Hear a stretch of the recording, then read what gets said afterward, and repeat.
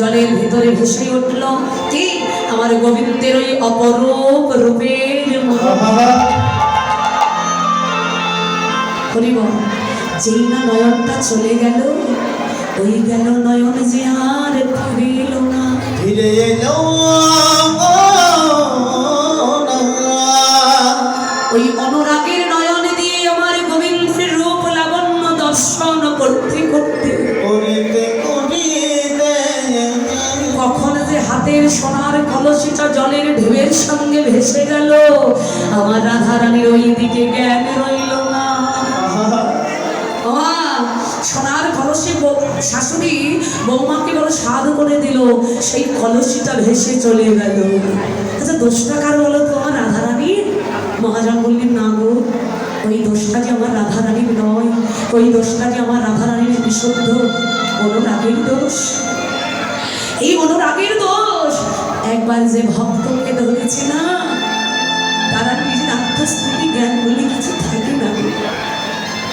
তার ওই নয়নটা অনুরাগী এক অপলক দৃষ্টিতে শুধু দর্শন করছেন। যেই না রাধারানীর নিমিষ পড়ে গেল, অর্থাৎ পলক পড়ে গেল, দ্বিতীয়বার চেয়ে দেখলেন আর গোবিন্দ রূপ নাই, গোবিন্দকে আর দেখতে পাচ্ছে। গোবিন্দ হারা হয়ে রাধারানী ওই যমুনার জল থেকে পাগলিনীর মতো তীরে উঠে এলেন। আর তীরে উঠে এসে বাবা হাতের কলসিটা তো ভেসে চলে গেল, তাতে কি হয়েছে? আরো দুটো কলসি আছে। সেই দুটো কলসি কি বললেন? এই যে নয়ন কুম্ভ,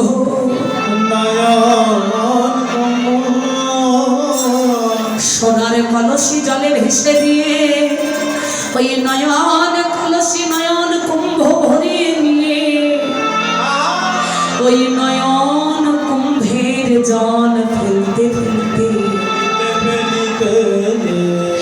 আমার রাধারানী ওই বাদিনীর ঘরে ফিরে গিয়ে বসে বসে একান্তে যেই না গিয়ে দাঁড়িয়েছেন, বসার আগেই বাবা শাশুড়ি বলছে, বৌমা ও বৌমা, কি ব্যাপার, কি কলসি কোথায়, জল কোথায়? রাধারানীর নয়ন সজল হয়ে গেছে।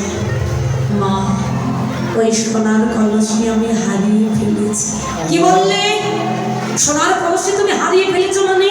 কি অলক্ষণে বউরে বাবা, তুমি কি জানো না সোনা হারানো অমঙ্গল? আর সাত করে তোমায় সোনার কলসি দিলাম, আর এসে বলছে সোনার কলসি হারিয়েছি। এবার মা জটিলা একের পর এক গালি দিচ্ছেন রাধারানীকে, আর সঙ্গে সঙ্গে এসে দাঁড়ালেন সেই অন্তরঙ্গ অষ্টসখী জটিলা। ললিতা দেখছি মা জটিলা আজকে রাধারানীকে খুব ভৎসনা করছে, খুব গালাগালি করছে। ললিতা বলছে, মা তুমি আমাদের রাধারানীকে অমন করে গালাগালি দিচ্ছ কেন?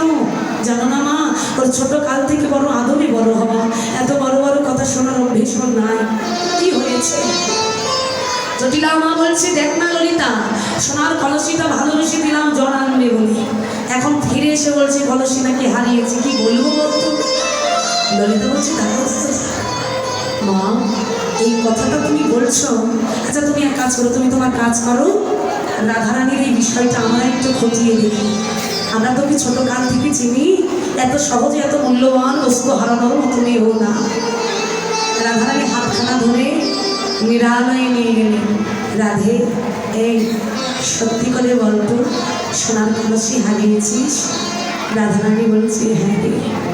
তা হারালে কি করে? এ তো মেনে নিতে পারছি না কেন? সেই শিশুকাল থেকে ছোট ছোট বিষয়ের প্রতি তোর যে নিখুঁত নজর, তাতে সোনার কলসিটা হারানোর কথা নয়। সত্যি করে বল তো রাধে, ও রাধে, সত্যি করে বল, এই সোনার থেকেও অধিক মূল্যের কোন রত্নের সন্ধান পেলি?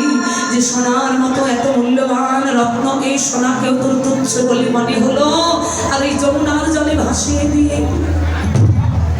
আচ্ছা বাবা, কারোর হাতে যদি একটা রূপোর আংটি থাকে, আর সে যদি কখনো কোনোদিন সোনার আংটি কেনার ক্ষমতা রাখে, মানে কিনেছেন, সোনার আংটিটা পরেছেন, এবার কিছুদিন পরে ওই রূপোর আংটিটা হারিয়ে গেছে, তার কি কতটা অনুশোচনা হবে? হবে না কেন? তার চেয়ে অধিক মূল্যের সোনার আংটি তার হাতে। আর সোনার আংটি কেনার পর যদি তার একটা হীরের আংটি কেনার ক্ষমতা হয়, এই হীরের আংটিটা পরার পর যদি সোনার আংটিটা হারিয়ে যায় তার অতটা দুঃখ হয় না। কেন? তার সে অধিক মূল্যের হীরের আংটিটা তার হাতে। ললিতা বলছি, রাধে নিশ্চয়ই তুই কোনো অধিক মূল্যের কোনো রত্নের সন্ধান পেয়েছিস, নইলে এত সুন্দর, এত দামি, এত মূল্যের একটা সোনার কলসি তুই যমুনায় কেন ভাসালি? রাধারানীর কণ্ঠ রুদ্ধ হয়ে যাচ্ছে। শুধু একটা